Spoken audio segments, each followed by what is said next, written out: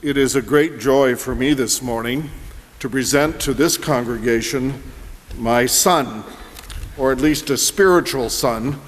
If you go back almost 20 years, in the time when communism still reigned in much of Eastern Europe, and the Czech lands and parts of Germany and the countries were under the domination of the old Soviet Union, the little Presbyterian church in Clarkson, New Zion, and the seminary, Dubuque Theological Seminary, which this congregation has had a long history with over the years, established an exchange program with Charles University and with the seminary there as a way of trying to make connections between the various countries. And we were privileged during that time, Janie and I, to be the host family for those who came from the seminary.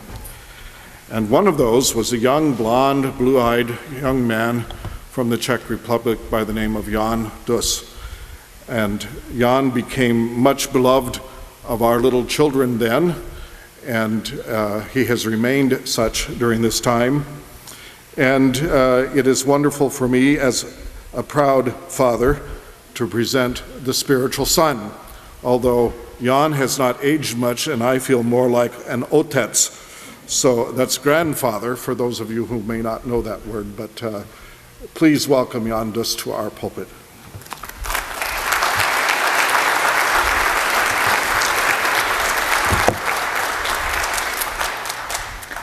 Thank you, Grandpa. You would not believe how fun evening we had yesterday. How many memories we heard of Clarkson, how much we heard of the Czechs from up there in Nebraska, how many stories. So I suggest that you go and see your grandpas, if you have any, from time to time, because they can tell you stories.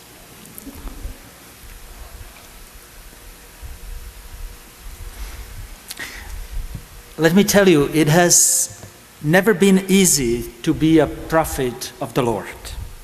Such as Elijah.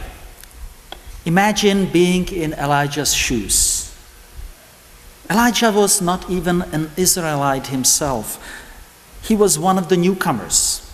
He came from the land of Gilead. Today we would say he was an immigrant, an alien. I doubt he was even having a working permit or a green card. He was not an Israelite by birth, but he was definitely an Israelite by choice. He chose to believe in the God of Israel. Or maybe it was God who chose Elijah. God likes people who are determined, who want to achieve a goal. And it requires quite a courage to go and to deliver God's word to a king, especially when the message is not a pleasing one. You, King Ahab, forgot about the God of Israel. You put your trust in Baal. You put your trust in a false god. You put your trust in the God of plenitude and fertility. Baal has become the Lord of idols, the Lord of harvest, the Lord of storages full of food. And you really started, King Ahab, believing in that. You, king, started believing into prosperity and money and into your full tummy.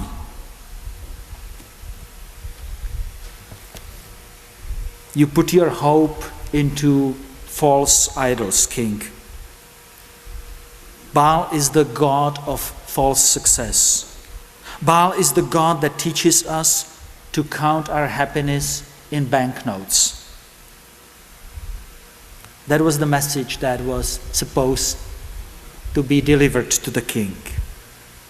Though, do not think that Baal was only a god of the rich ones, the idol of kings.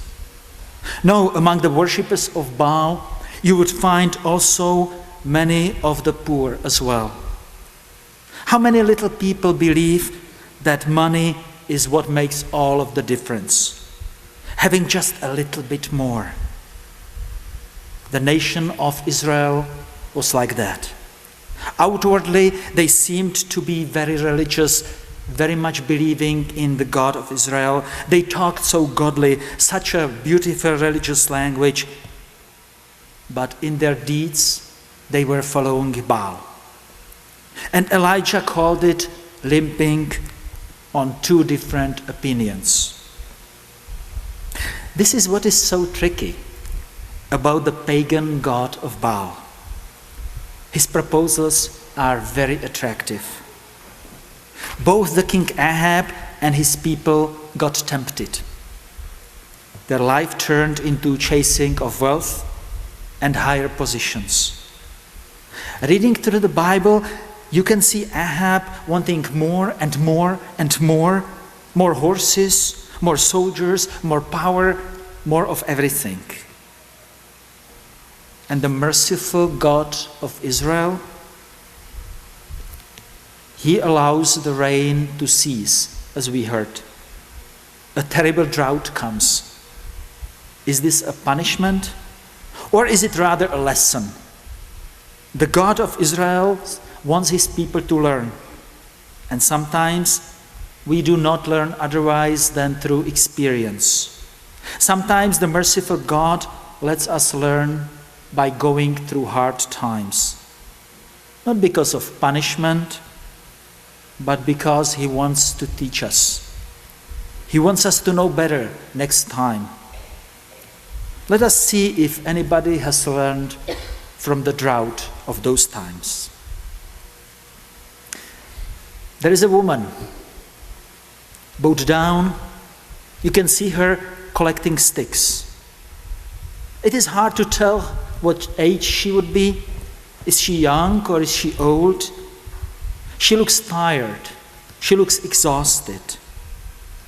She looks as tired as mothers do when they don't have enough to feed their children, to provide the basic needs for their kids. And then you see a pilgrim coming from far, coming from a distance. He's heading towards the direction of the woman. You can tell that he was not eating for quite a while. He's all shabby looking. The pilgrim draws nearer. He's about to approach the lady. It looks like he wants to say something. The encounter of Elijah and the widow of Zarephath is a drama. True drama of two participants. And yet, what really matters, the true point of the story has been happening beyond them, somewhere outside of this world. The real point is the question, who is the true God? Is it the God of Israel or is it Baal? The nation runs to Baal. They bow before his gold. Though what happens when the God of Israel stops to care about the earth? Drought comes, soil dries up, and hunger spreads around. The main character of our drama is a widow, a hungry mother of a hungry child. No name, pagan woman from Zarephath, follower of the God of fertility, follower of the God of profit, follower of the God who promises everything but is unable to give one single drop of rain. Brief portrayal, despair. We will eat our last meal and die.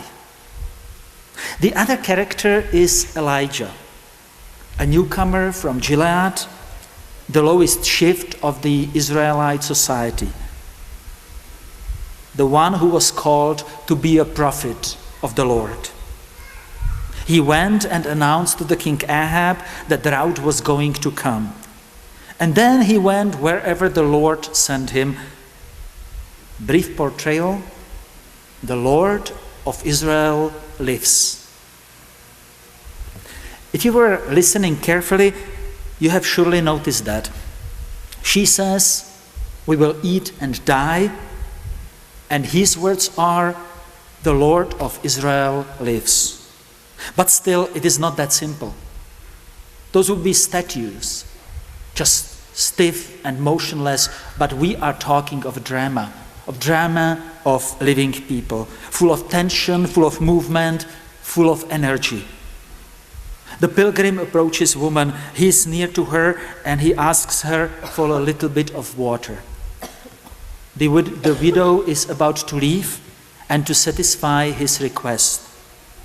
The wanderer asks her to bring him back also a little loaf of bread.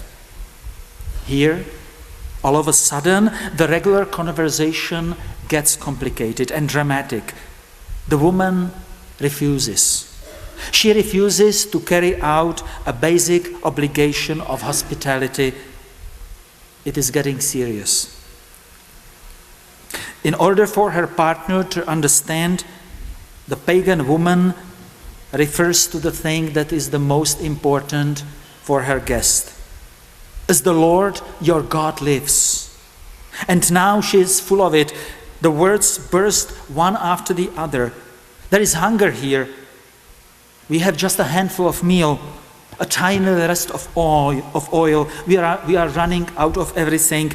I collected several sticks. I will prepare the last sacrificial meal for my son and myself. The last chance.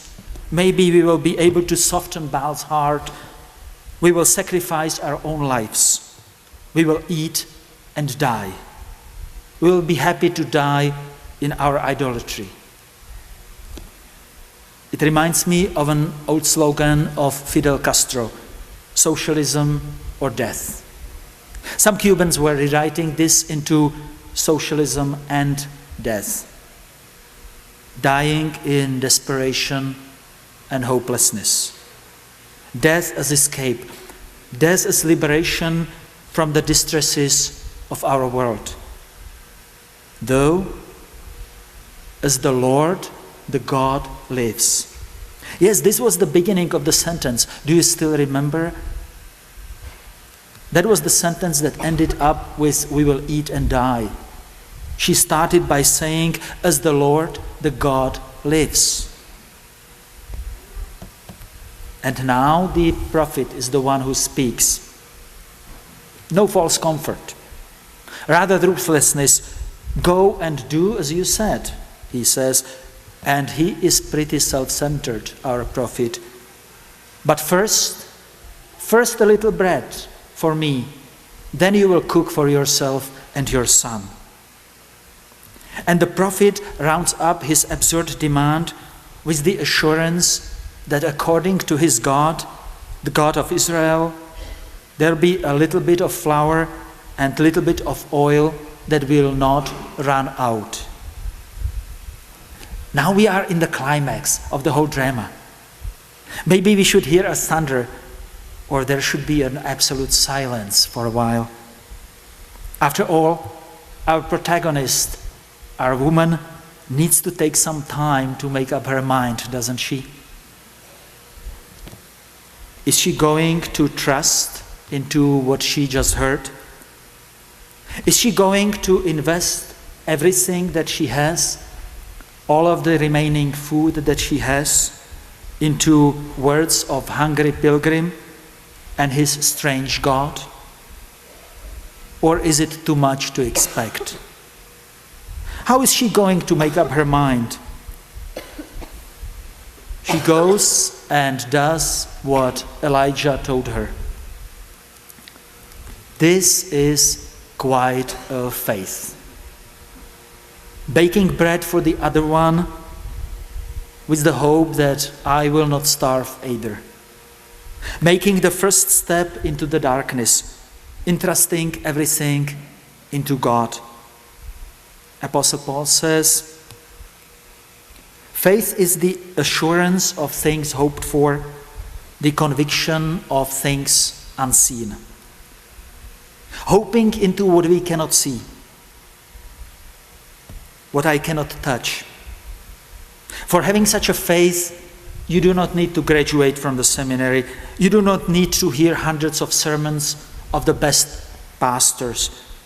There is just one single thing that you need to know, and those are the words that the poor little widow of Zarephath said rather unwittingly. The Lord, the God, lives. The hungry widow becomes witness of faith. God is the living Lord.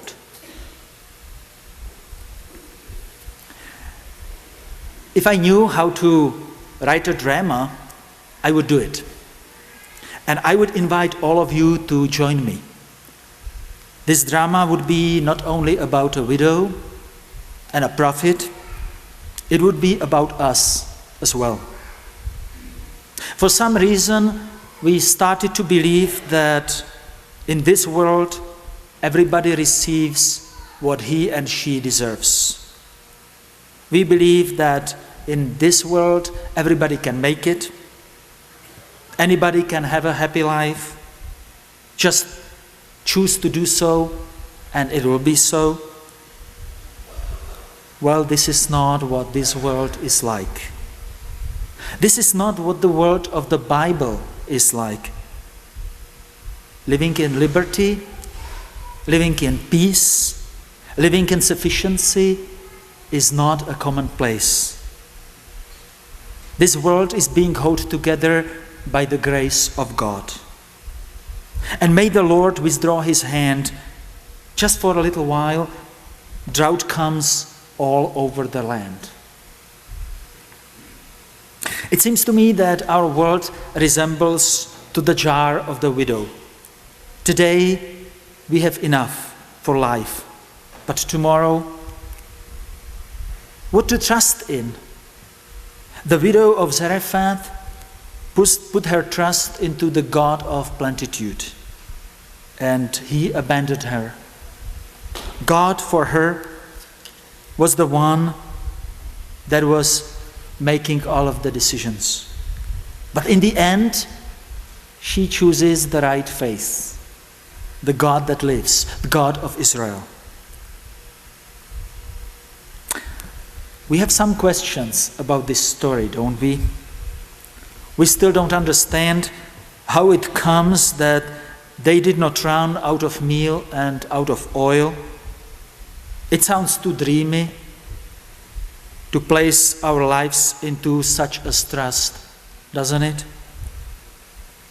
We are used to build our trust on other foundations.